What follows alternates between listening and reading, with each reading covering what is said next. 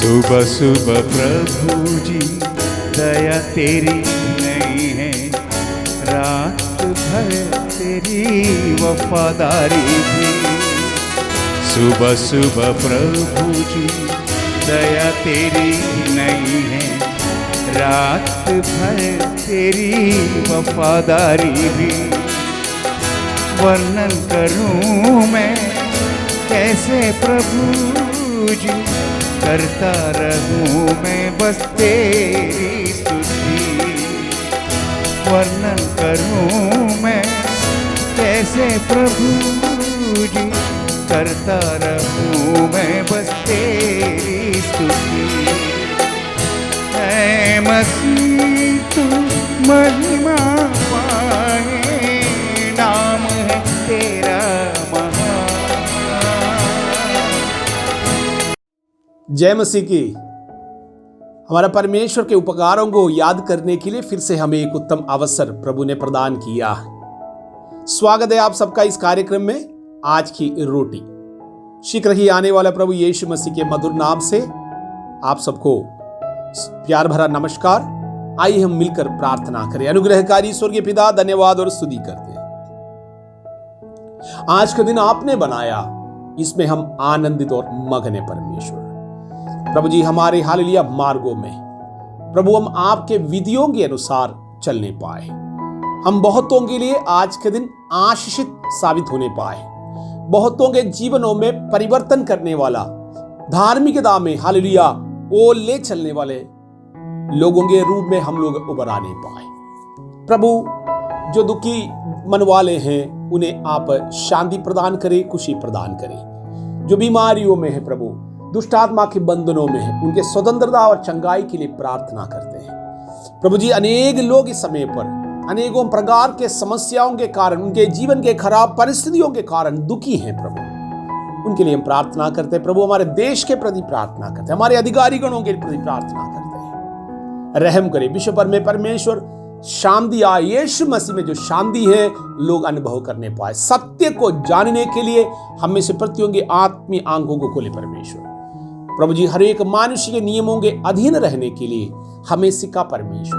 हम धार्मिकता के साथ मसीह के नाम के महिमा करते हुए हमारे जीवन को हालेलुया इस संसार में प्रेरित करने पाए। धन्यवाद हो आपके वचन से हमसे बातचीत करें, यीशु मसीह के नाम से आमीन।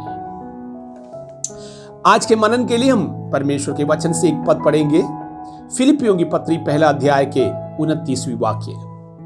क्योंकि मसीह के कारण तुम पर यह अनुग्रह हुआ है कि ना केवल उस पर विश्वास करो पर उसके लिए दुख भी उठाओ। अनेक लोग इस रीति से आत्मीय जीवन को देखते हैं या समझते हैं।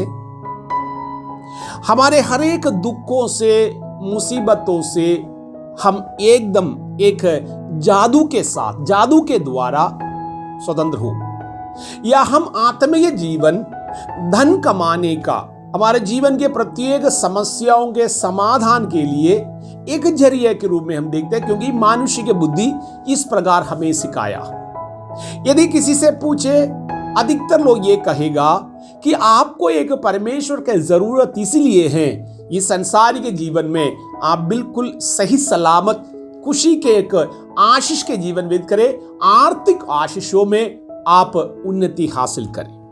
अनेक लोगों के प्रार्थना भी इस प्रकार के हैं। सुबह वो जब अपने अपने देवी देवताओं से प्रार्थना करते हैं, कई लोग इस प्रकार कहते होंगे कि आज जो पाप मैं करने जा रहा हूं, कल जो मैं कर चुका था उसका क्षमा करना, आज मैं फिर से पाप कर रहा हूं, अशुद्धि के जीवन में जा रहा हूं, मदद करना मेरा। मतलब उनके प्रार्थना में मनुष्यों के बुद्धि इतना भ्रष्ट हो रखा है, वो अपने अनुचित कामों के लिए भी ईश्वर के मदद लेना चाहते हैं। लेकिन प्रभु के लोगों, बाइबल में कहीं पे भी नहीं लिखा है यदि हम प्रभु में आएंगे हमारे जीवन में किसी भी प्रकार के तकलीफ नहीं होगा। जबकि वचन में लिखा है हमारे परमेश्वर धर्मियों पर विपत्तियां तो पड़ते हैं और हमारे परमेश्वर धर्मियों को हर एक विपत्तियों में से हाथ पकड़कर निकालते हैं। निखास करने वाला परमेश्वर है हमारा प्रभु। पौलुस इस सत्य को जानते हैं। पौलुस इसलिए कहता है आपको केवल मसीह यीशु में विश्वास करने के लिए नहीं बुलाया, मसीह के लिए दुख भी उठाए, इसके लिए एक वरदान आपके ऊपर हुआ। हम बाइबल से कुछ लोगों का उदाहरण अगर देखते हैं, अय्यूब नाम की एक व्यक्ति, धार्मिकता उनके विषय में परमेश्वर स्वयं गवाही देता है, धर्मी, पाप से परे रहने वाला, परमेश्वर के भय मानने वाला, इस प्रकार कई बातें अय्यूब के लिए कहा गया। लेकिन अय्यूब के जीवन में अनेकों प्रकार के दुख आया है। उनके 10 बच्चों का मृत्यु हुआ, उनके संपत्ति का नुकसान हुआ, उनके पूरे शरीर जख्मों से, फोड़ों से भर गया और वो बैठ नहीं पाते हैं, खा नहीं पाते हैं, पानी नहीं पी पाते हैं। राख में बैठकर, टाट भी वो नहीं ओढ़ सकता था और राख में बैठकर वो अपने शरीर को खुजलाते रहता था। और उनके दुख देखते हुए उनके पत्नी भी आकर इस प्रकार कहती हैं अय्यूब से, तुम मर जा, क्या फायदा ऐसा जीवन से। वो उनके दुख के कारण बोली होगी। लेकिन उस समय पर भी अय्यूब कहता है, परमेश्वर ने दिया, परमेश्वर ने लिया, खुदा बाप के नाम की मुबारक हो। कारण आत्मिक जीवन के गहराई वो जानते हैं। इतना नहीं, परमेश्वर अय्यूब के ऊपर अनुग्रह किया है उनके प्रत्येक परिस्थितियों के सामना करने के लिए। हमारे जीवन में अनेकों समस्या आ सकता है। हो सकता है आप आत्मिक है, हो सकता है आप प्रचारक है, हो सकता है प्रभु के लिए जब से आप प्रभु में आया आप बिल्कुल धार्मिकता के जीवन व्यतीत करते हैं। इस सच्चाई को जानिएगा, जितना आप धार्मिकता के जीवन में आगे बढ़ना चाहेंगे, शैतान के सामर्थ उतना ज्यादा आपके विरोध में लड़ेंगे। लेकिन हमारे परमेश्वर का एक अनुग्रह है हमारे ऊपर, स्वर्गदूतों का एक चावनी है हमारे ऊपर। तो प्रभु इसलिए कहता है, वचन इसलिए कहता है कि आपके लिए एक विशेष अनुग्रह हुआ। यीशु मसीह गत्समनी में जब प्रार्थना करने गया था, वहां लिखा है यीशु मसीह को पाप बनाया गया, उनके शरीर से पसीना निकलने लगा और खून बनकर वो नीचे मिट्टी में गिरा। आप समझ सकता है, हो सकता है यीशु मसीह संसार के प्रत्येक मनुष्यों के लिए जब पाप बन गया है, वो प्रेशर उनके शरीर में भी दिखाई पड़ा।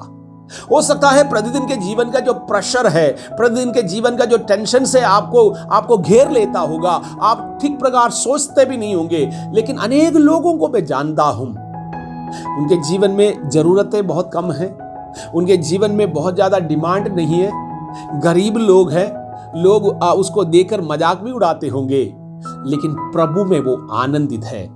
अनेकों कठिनाइयों को झेलने के बावजूद भी वो इस प्रकार कह पाते हैं, मेरा परमेश्वर मेरे लिए अच्छा कार्य किया। कई लोगों का गवाही ऐसा है, सुनने से बहुत अच्छा लगता है। कई लोग मेरे पास आकर गवाही देता है, उनके जीवन के कुछ कष्ट और मुसीबतों के कारण वो प्रभु के सन्निधि में आया, उनके वो समस्या का समाधान हुआ है। कुछ लोगों का समाधान नहीं हुआ है, लेकिन वो भी कहता है कि हम लोग अपने संसारिक समस्याओं के समाधान ढूंढ कर आया था, क्योंकि हमें ईश्वर की जरूरत इसलिए था इस संसार में हम लोग ठीक ठाक रहे। लेकिन अब पता लग गया, मेरे इस संसारिक जीवन के बाद एक और जीवन है, वो मेरा असली जीवन है। उस जीवन के लिए मुझे यहां पर तैयारी करना होगा। उस जीवन के लिए मेरे हाल जीवित रहते समय पर मुझे धार्मिकता के काम करना होगा, मसीह में विश्वास करना होगा। इतना नहीं, मुझे अनुग्रह भी चाहिए। प्रत्येक परिस्थितियों में स्थिर रहने के लिए अनुग्रह भी चाहिए। प्रभु के लोगों, परमेश्वर ने आपको इसलिए बुलाया है, आप आशीषित रहे। आशीष का मतलब आपके समस्याओं को झेलने के लिए आमीन एक हिम्मत, आपको अनुग्रह मिला। कई लोग अपने समस्याओं में और ज्यादा चिंता परेशानियों में अपना हल या प्राण दे देता है, आत्महत्या करता है, वो उस प्रेशर को झेल नहीं पाते। लेकिन प्रभु के लोगों, हमारे प्रभु हमारे साथ हैं। हमारे परमेश्वर हर एक खतरों से हमें चुराकर, हर एक मुसीबतों से हमें बचाकर उनके सन्निधि में सुरक्षित रखने वाला। आज के दिन आप आशीषित रहे, प्रभु आपके साथ है। ना केवल आमीन हालेलुया विश्वास करने के लिए, आपको दुख उठाने के लिए भी परमेश्वर ने एक वरदान दिया है, आप पर दया किया है, अनुग्रह किया है। यीशु मसीह के नाम से आमीन।